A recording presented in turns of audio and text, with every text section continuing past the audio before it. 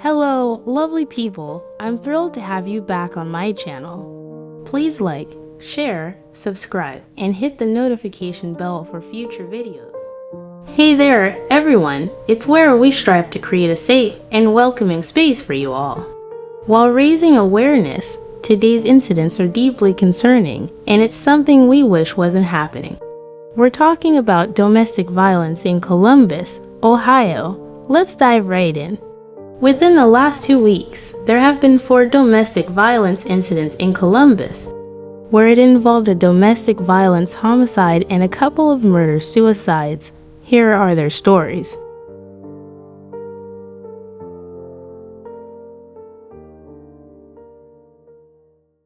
On August 20th, 2024, police officers were called to the 2600 block of Laffa Ravine Drive around 5:30 p.m. for a well-being check. Sergeant Joseph Albert said someone called for the check after noticing their neighbors to young children waiting outside their apartment for several hours.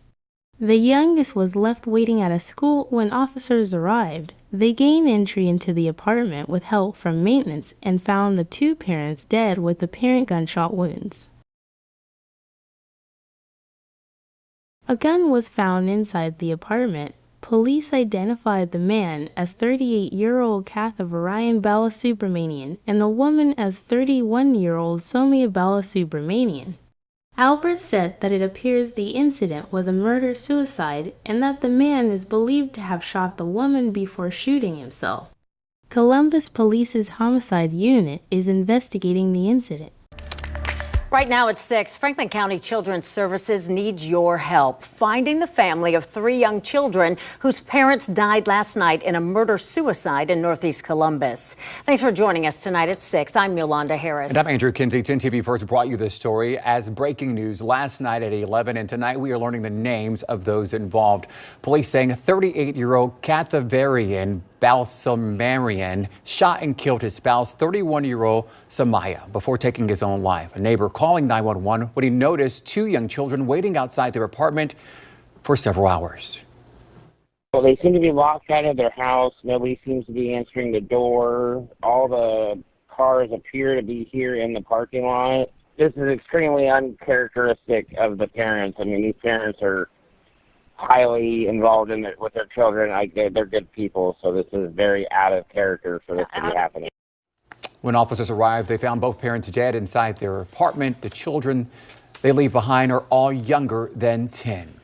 Well, 10 TV's Carly Dion has been following this story since it happened. She joins us live now after speaking with Franklin County Children's Services. And Carly, what is that agency asking tonight from the community? So, Andrew, Yolanda, the ages of these children are 4, 6, and 8 years old, and right now they remain in custody of Franklin County Children's Services. So right now they're hoping family or close friends will come forward to take care of these children in the short term or possibly permanently. And as you said, the parents have been identified as Somaya and Kathavarian Balasubramanian. Scott Varner tells me they're believed to be of Indian Asian heritage, and he also believes the family belonged to a local church. Their hope is that someone will come forward who knows the family and is interested in looking after these children to provide some familiarity and comfort after the trauma they've endured.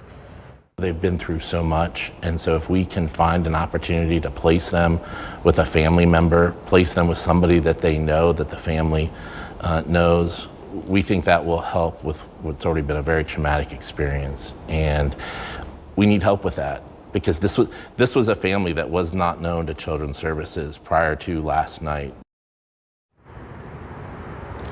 And Varner adds, in delicate situations like this, it's important to provide the kids with safe places and consistencies to try to minimize that trauma as much as possible. Live at Franklin County Children's Services, Carly Dion, 10 TV News. I'm happy to say that the Franklin County Children's Services located a close family friend to temporarily house the 3 children with. This next tragic incident occurred on August 22nd, 2024. Arriving officers found 32-year-old Mariam Abba unresponsive. She was pronounced dead at the scene by medics at 9:37 a.m. Hassan Ajala, 55, has been arrested and charged with aggravated murder in Ba's death. According to Franklin County Municipal Court records, Jallow used a hammer to repeatedly strike Ba on her face and head. He told police that he used a knife as well. I saw her, so it was shocking when it happened. That's all that Frank Peterson could say. He lives next door to the crime scene here at York Terrace North apartment complex. I'm like, what's going on? So I came and looked through my window, and I saw the police all over the place. They had the tape all over. Peterson says he saw the victim, 32-year-old Miriam Ba, walking her kids to the school bus Thursday morning, moments before the horrific incident took place. When I heard it happened like 9:30 in the morning, because it was around like 8:30 when I saw her when she dropping the kids. So when it happened like 9:30, I'm like, man, this can't be happening. At this moment, Columbus police detectives are investigating to paint a full picture. Court documents show 55-year-old Hassana Jallow waited until the kids went to school before killing his wife. Those same documents say Jallow called 911 saying he killed his wife after she assaulted him the day before. Jallow allegedly admitted to Columbus police officers that he used a knife and hammer to carry out the gruesome crime in the family's second-floor bedroom. Neighbors here are left trying to wrap their head around a horrific crime that happened in their quiet community. It's shocking to me because that man, I see him all the time. He said hi to me. A lot of times, he come and knock on my door, be like, your kids need anything? Their children are now in the care of Franklin County Children's Services, while their father is facing aggravated murder charges. On your side in Columbus, I'm Jeremiah Wilcox, ABC 6 News. Here is another sad one on August 26, 2024. Residents on Parma Avenue are reeling after Columbus police found a gruesome scene inside a house on Sunday. According to the Columbus Division of Police, 55-year-old James Barnes shot and killed 59-year-old Beverly Barnes before James shot himself, and this case is still under investigation. Crime Checker 10 tonight with new details about a murder-suicide in southwest Columbus. Less than an hour ago, police identified the victim and the suspect.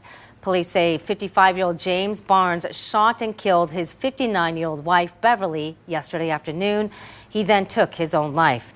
Now, this makes the second murder-suicide in Columbus in a week. Crime Checker 10's Lacey Crisp has the latest after speaking with investigators. Just in the last week in the city of Columbus, 3 people have lost their lives because of domestic violence. 2 of those happened in apparent murder-suicides. They were really nice people, as far as we knew.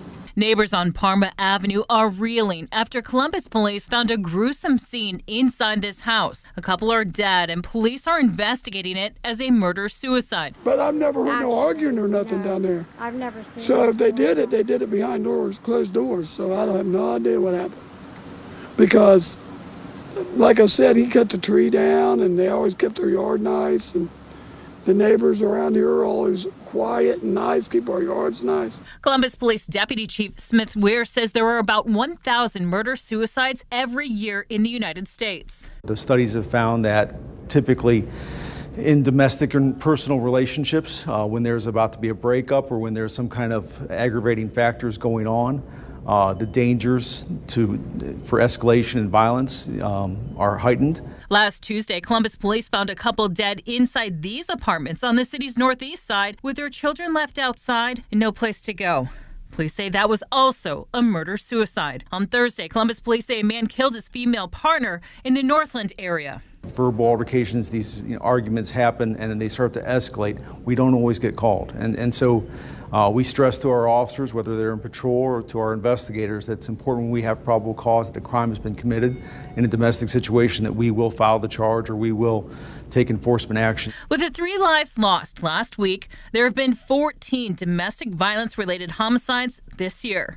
There were 25 in all of last year and 7 the year before in the city of Columbus. I just want to stress that there's resources out there.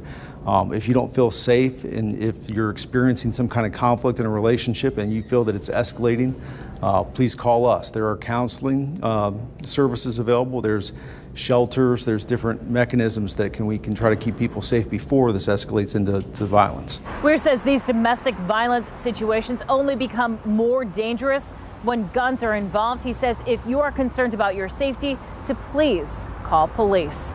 In Columbus, Lacey Crisp, 10 TV News. All right, Lacey, thank you. If you or someone you know is experiencing domestic violence, help is available 24/7. You can call this hotline on your screen anytime to speak with someone and get help. Unfortunately, the cycle has repeated itself. Here we're going to unearth once again a heart-wrenching incident that took place also in Columbus. On August 29, 2024, let's take this intriguing journey together. On this day in August, police responded to yet another call at a residence on Broadmoor Avenue. The call was about a young woman and her two children who had not been heard from for several days. When the officers arrived on the scene, they discovered something that would change their lives forever. The woman and her children were tragically deceased. It was a moment that would echo in their memories for years to come. Investigators were quick to act on this tragedy and tried to piece together what had happened, but despite their best efforts, they were never able to definitively determine what had transpired or who was responsible for this horrific incident. The case remains under investigation, but also leaving a void in our understanding of human behavior and our ability to ensure safety for all individuals. It's important to remember that these incidents are not just intriguing stories. They are a stark reminder of the complexities of life and the importance of safety and security for all. Details tonight about 3 people found dead in East Columbus. Police have identified the victims as 25-year-old Journey Fletcher and her 2 kids, 5-year-old Jelani Jennings and 3-month-old Harmony Ajay. Officers were called this morning to an apartment over on Broadmoor Avenue for a well-being check. The 911 caller said that she had not heard from the woman who lives there in a few days. They were all found dead inside. Their cause of death still being investigated. Investigators at the scene said 1 firearm was recovered at the scene. He added that officers are not looking for suspects at this time,